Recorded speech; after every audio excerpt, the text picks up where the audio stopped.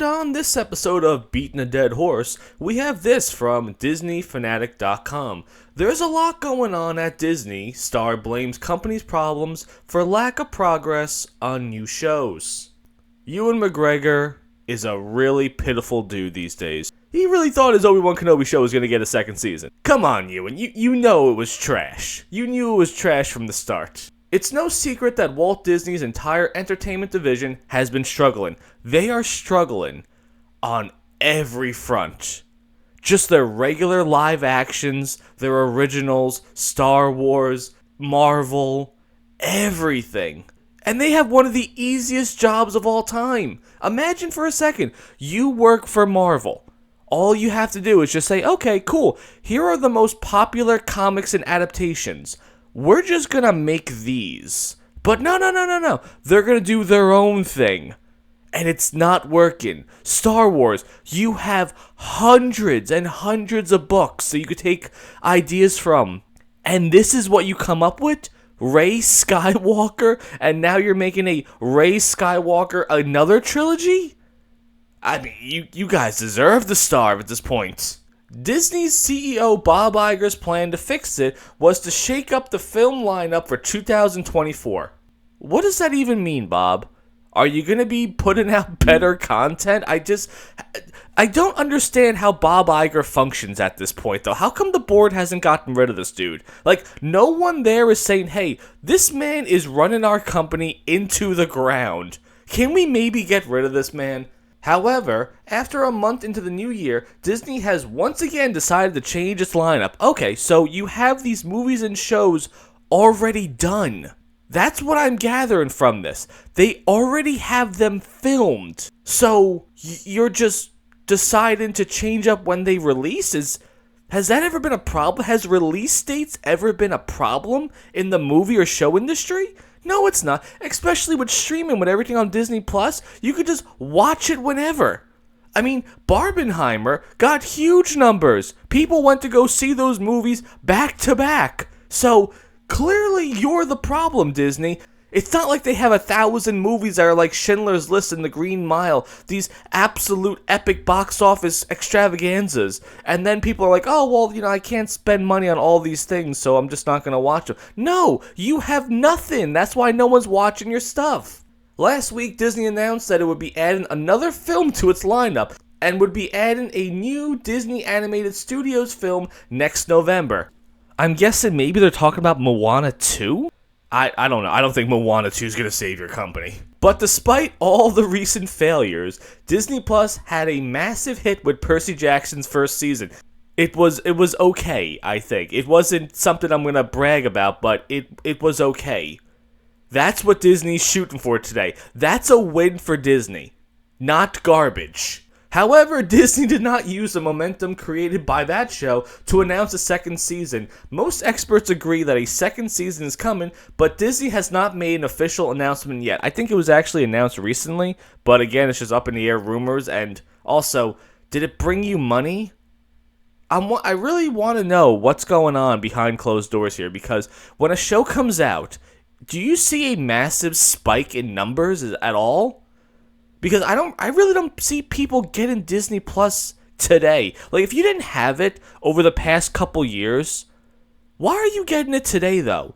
When the prices have essentially doubled. And why a price hike, you may be asking right now? Because people are leaving. Because people are leaving Disney Plus. People are leaving Disney box office.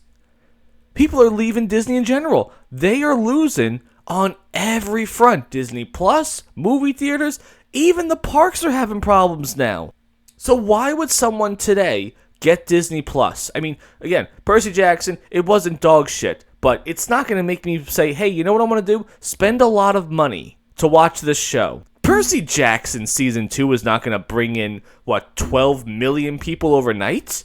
12 million brand new Disney Plus subscribers? I mean, the company is getting rid of products. They're getting rid of their titles. The movie Crater wasn't even on Disney Plus for 2 months before they got rid of it. So right now, it is impossible, unless you steal it from online, it is impossible to find that movie. Because of course they don't have digital copies.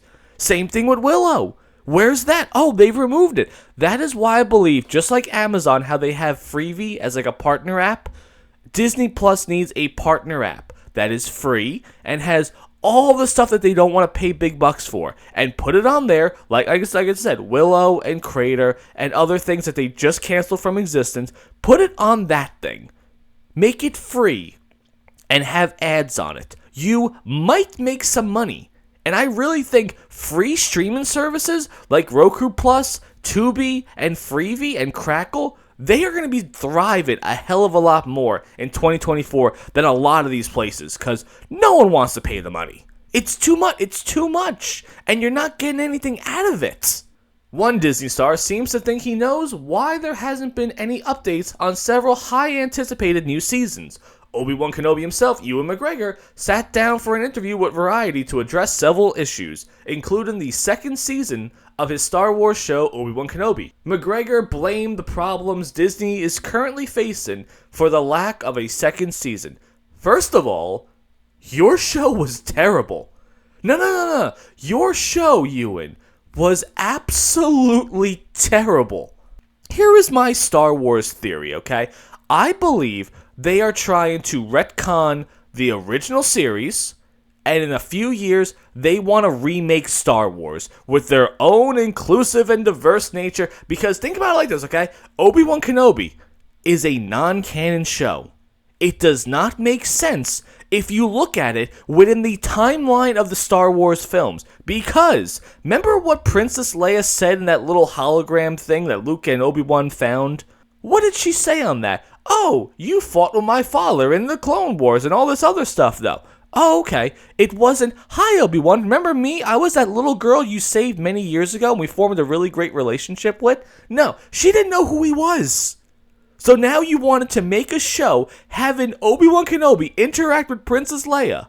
And you're telling me years and years from now she's going to send a hologram to you and it's not going to say, hey, remember me? It's, hi, random person who I heard stories about. That was the plan all along. They want to retcon the originals, and I also believe that's what the goal of Rings of Power is. They were hoping that these shows would be so popular that they would just keep making more and more seasons until they get to the original trilogies. And they're like, alright, cool, we got nothing else to make new, let's just remake it. Then you can have Reva front and center in the remake trilogy. That was their plan all along, and it failed so badly that now they don't know what to do. So a second season would not make any sense at all because it's not going anywhere, and also, nobody cares. McGregor is quoted saying, I would love to do the second season, but there's no talks of it yet. There is a lot going on at Disney. Really? You would like to do a second season of a show where you're the main lead and you get all the money? Okay, what else do you got going on these days? Are you making Birds of Prey 2? Lucas president Kathleen Kennedy announced that several new Star Wars shows coming to Disney Plus in 2024, but did not announce a second season for Obi-Wan Kenobi or Andor. First of all, I don't know why Andor is a thing. It's a good show, don't get me wrong, it's a really good show though. It's just that I wasn't watching Rogue One and said, you know what I need? More Cassian Andor. That was such a weird thing. They made such a great series, but you killed them off in Rogue One. Unless they're going to have a scene where, him and June were picked up as the planet was exploding in the nick of time. I don't think you were really expecting to bring in big numbers for this show. That's the weird thing. It's like the dichotomy of two separate things, okay? You have Obi-Wan Kenobi, really, really popular show, and really terrible. Meanwhile, you have Andor, not so popular show, really great show. It's like they're polar opposites of each other.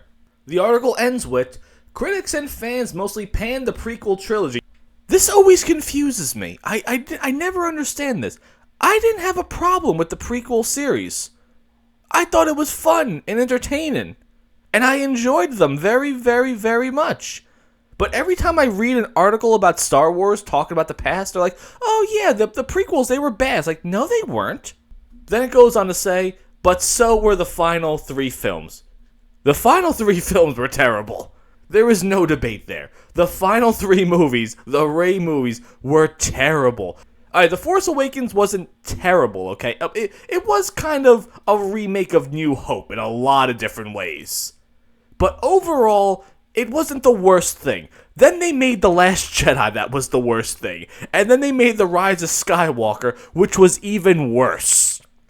Those were bad movies. Prequels, they weren't bad movies.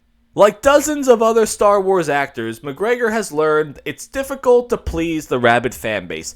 It's really not difficult to please a fanbase, Disney. Just make good things. Star Wars might be one of the easiest products in the world to make people like. It's so simple. It has all the greatest aspects to it.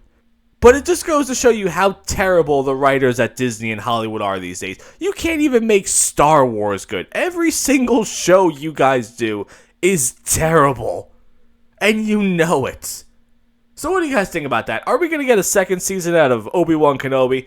I don't think so, but let me know what you think about that.